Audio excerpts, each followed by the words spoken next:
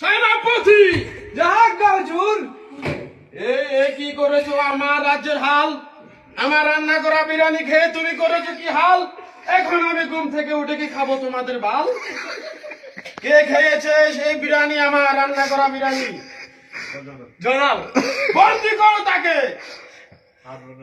পারবো না মহারাজ, কেন পারবে না, কেন পারবে না? আমি কি তোমাকে বেতন দিয়ে রাখিনি? এখনো 3 মাসের বেতন বাকি রয়েছে জাহাপনা। কে বলেছে? এত বড় মিথ্যা অপবাদ আমার প্রতি কে দিয়েছে? আমি তো প্রত্যেক মাসের বেতন তোমাকে দিয়ে দিই। কে বলেছে এক্ষুনি বলো, তোমার গর্দান নিয়ে নেব আমি। সেনাপতি, এখনো কথা বলছো না?